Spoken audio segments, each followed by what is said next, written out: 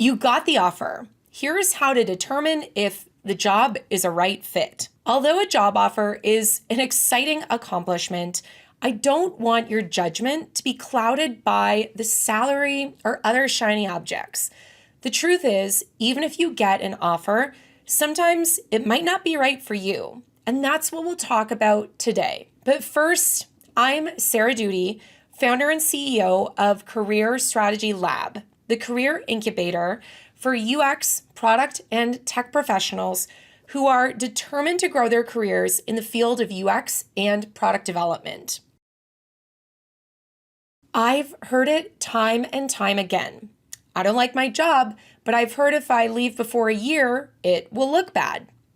My goal for you today is that you learn how to decide a job is right for you or not, so you can reduce the risk that you accept a job and then realize a few weeks or months later that it's actually not right for you. The reason so many job seekers end up in this position is because they get so focused on the salary, job title, or company they want to work at and spend little to no time at all thinking about everything else that impacts whether a job is right for you and if it'll be fulfilling, rewarding, and a fit for your life. For example, many people who work in tech are obsessed with working at a FANG company.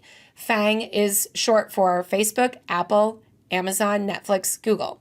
Anyway, they're obsessed with working at these FANG companies because they think it will give them clout for years and years to come. And for those who do get hired at one of these big companies, it's sometimes a rude awakening when their expectations don't meet reality in terms of culture, team size, opportunities for growth, or other important criteria. Okay, so back to the topic for today. You got the offer.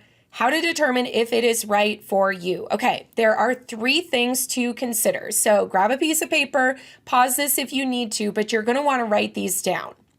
Number 1, does it set you up for the role you want after this one? You really need to consider your short and long-term career goals, skills, experience. For example, if you want to be in a managerial role, say, 5 years from now, and you don't yet have any management experience, then you need this next job to give you a chance to get some management experience. And a lot of people only focus on the next job and don't think about their longer term career goals. Okay, 2, does the job align with your values and deal breakers? So obviously beyond things like salary, benefits, and job title, you want to be asking yourself, does this job give you what you need? Do you have a sense of what you need in a team or a manager? Does this role seem like it would give that to you? Does the company's mission align with your values and interests? Or would it maybe feel like a compromise of values to you? Are you perhaps the type of person who really takes professional development seriously and leverages things like company learning and conference budgets? Well, if the company doesn't offer this, then maybe the role isn't a fit.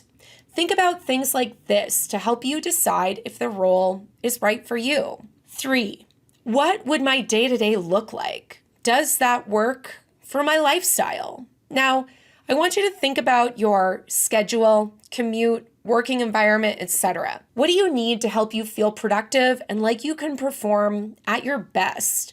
Does the company's remote work policy align with your lifestyle goals? If the role is in person and the office is open concept, but you know that's hard for you, then maybe you can try and negotiate a hybrid in-person and remote setup. It's so easy to get excited when you have a job offer, when you see the salary, and it's easy to forget to consider everything else that goes into a job and how that impacts your life and future career aspirations. Considering these 3 things will help you make a more intentional decision about accepting the role or not. What to do if it's not right, though? So if you know the role is not right, then let someone know and do this sooner than later. Keep it brief and don't feel compelled to give extensive reasons about why you no longer want to proceed with the interviews or the offer. Depending on your rapport with your main contact at the company for the role, you might choose to provide some additional context, but it's completely not necessary. A simple note to the effect of, I've decided to pursue other opportunities is completely fine. And never, and I want to emphasize this, never, ever, ever feel guilty about declining a job offer or removing yourself from the interview process. Let's face it, when companies need to make hard decisions, such as layoffs, they don't feel guilty and they say it's just business oftentimes. The same applies to you declining a job offer. Even if you've made it to the final round and they flew you across the country, don't feel bad about passing if it's not right for you. Whether you accept the job or not, receiving a job offer should boost your confidence and signal that together your resume, your LinkedIn, and your interview skills did a great job at communicating your skills and experience. So take time to reflect on your job search and interview process that got you to this point. And I want you to write down anything you think that went well or that you do differently next time. This is really your chance to hit pause, to learn and grow as a professional through this job search and offer. But if you don't write it down, you will most likely forget when the next time comes around for job interviews or a job search. All right, I know today's episode was so packed, so let's do a really quick recap.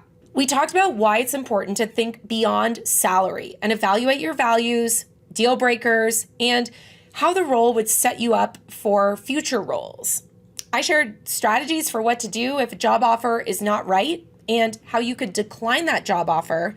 And lastly, the importance of reflecting on the experience so you can note any lessons learned that you can use in future job searches or interviews. So I want you to write these 3 questions down right now so you can use them next time or give them to a friend who might be deciding about a job offer right now. Question 1, does the job set you up for the role you want after this one? Question 2, does the job align with your values and deal breakers? Question 3, what would your day-to-day look like? And does that work for your lifestyle? All right, friends, that is all for today. I am Sarah Doody, founder and CEO of Career Strategy Lab. And I hope that today's tips help you out with your current or future job search or deciding if a job offer is right for you.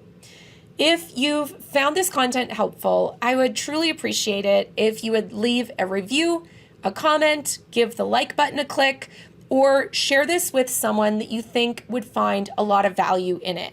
You are always welcome to learn more about Career Strategy Lab at careerstrategylab.com. And don't forget to check out all my other resources about the UX job search and everything that entails on my YouTube, which is Sarah Doody, my Twitter, also Sarah Doody, my Instagram, which is Sarah Doody UX, or you can search me by my name, Sarah Doody, on LinkedIn. I hope you have a wonderful rest of your day, and I will see you next time.